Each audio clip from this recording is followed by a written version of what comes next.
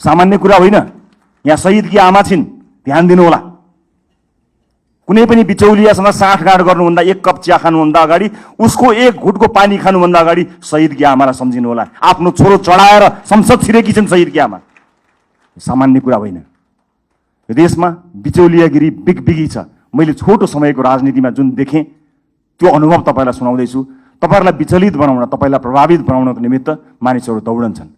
देशको परिस्थिति यस्तो छ कि सरकार बनेको बेलुकाबाट एउटा समूह सरकार ढाल्न सक्रिय रहन्छ। बनेको दिनबाट प्रत्येक पटक हामीले अभूतपूर्व जनमत प्राप्त गरेका छौँ।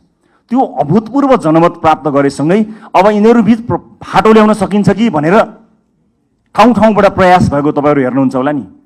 समाचारभित्रका नियतहरू पनि हेर्न सकिन्छ नि कहिलेकाहीँ त। त्यस्ता ठाउँबाट हामी बच्नुपर्छ। हामीलाई फुटाउने, हामीलाई गिराउने, हामीलाई गरद गराउनेहरूको बिगबिगी छ। हामी विरुद्ध पनि त धेरै मत आएको छ नि, लाखौँ भोट छ नि जसले हामीलाई भोट दिएनन्। अन्य विभिन्न नेताहरू छन्। प्रतिपक्षीको कमी रहँदैन, विरोधीहरूको कमी रहँदैन। फरक यति हो कि हामी कति बलियो छौँ। आफू बलियो हुनुपर्छ, अरूलाई दोष लगाएर अर्काले फुटायो, अर्काले शक्ति गर्यो, विदेशीको चाल, उसको चाल, यसको चाल, यस्ता शब्दहरूलाई अब हामीले मेटाउनुपर्छ। यो कसैको चाल होइन। हामी मिल्न सकेनौँ भने, हामी स्वार्थको बन्दी बन्यौँ भने मात्रै समस्या पर्ने हो। विभिन्न राजनीतिक पृष्ठभूमिबाट रासोपा आउनुभएका साथीहरूलाई मेरो स्वागत छ। तपाईँहरूले कहीँ कतै हेजिटेसन भन्छ नि, कहीँ कतै तपाईँले लघुतावास राख्नै पर्दैन। मलाई पुरानो पार्टी भन्छन् कि अथवा पुरानो पार्टीहरूलाई गाली गर्दा मैले अनुहार रातो पार्नुपर्छ कि केही पनि भन्न पर्दैन। हृदय ठुलो पारेर हामीले तपाईँहरूलाई स्वागत गरेका छौँ। खालि यति हो कि पुरानो प्रवृत्तिबाट तपाईँ टकटकिएर आउनुपर्ने हुन्छ। किनकि देश त्यस्तो अवस्था गरी नचलोस् भनेर कलिला भाइ बहिनीहरूले रगत बगाएका हुन्। हामीमाथि ऐतिहासिक जिम्मेवारी छ। यो 5 वर्ष नियमित रूपमा आएको चुनाव होइन, यो त शहीदहरूले रगत बगाएर आएको चुनाव हो। यहाँ जथाभावी अभिव्यक्ति दिने, यसलाई मनोरञ्जनको विषय बनाउने र हल्का खुलफुलका रूपमा प्रस्तुत हुने छुट कसैलाई पनि छैन, मलाई पनि छैन। हामी देखिरहेका छौँ, तपाईँ हाम्रा गतिविधिहरू नागरिकले हेरिरहेका छन्। भोट दिएका जनताको शिर झुक्ने काम कसैको कुनै अभिव्यक्तिबाट, कुनै क्रियाकलापबाट हुनु हुँदैन। प्रत्येक भोटको इज्जत हुनुपर्छ। हो, सञ्चार माध्यममा बोल्न रमाइलो लाग्छ, आफ्नो बारेमा समाचार आउँदा रमाइलो लाग्छ, आफ्नो बारेमा वाहवाही हुँदा रमाइलो लाग्छ।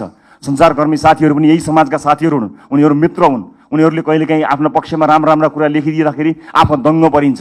तर त्योभन्दा अलिकति माथि उठ्नुपर्छ। तपाईँले दिने अभिव्यक्तिले वैदेशिक सम्बन्धमा के प्रभाव पारेको छ त्यो कुरा याद नगरिकन तपाईँले त्यस्ता किसिमका हल्का फुल्का अभिव्यक्ति दिनुभयो भने देशलाई दीर्घकालीन रूपमा असर गर्न सक्छ। अब तपाईँ हिजोको मान्छे होइन, अब जिम्मेवार सांसद हो, जिम्मेवार राजनीतिकर्मी हो, जिम्मेवार प्रतिनिधि सभाको सदस्य हो। त्यसकारणले आफ्नो भूमिका परिवर्तन भएको छ।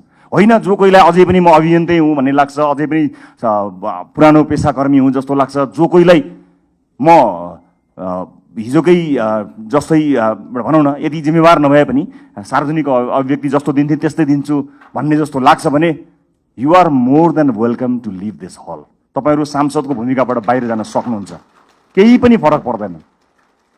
तर होइन, अब म जिम्मेवार हुँ, अब मेरो भूमिका फेरिएको छ। यो देशका कानुनहरू मैले फेर्नु पर्नेछ, कानुनहरूमा संशोधन ल्याउनु पर्नेछ, नयाँ कानुनहरू ल्याउनु पर्नेछ। मलाई मत दिएका जनताको घर घरमा खुसियाली आउनु पर्नेछ र मलाई मत दिएका जनताको चुलो बोल्नु पर्नेछ। मलाई मत दिएका जनतालाई प्रभाव पर्नुपर्नेछ। उनीहरूले मैले जस्तै अस्पतालमा उपचार गर्न जाँदा बेड पाउनुपर्छ, कसैको सोर्स बिना भन्ने कुराको महसुस तपाईँलाई हुनुपर्छ।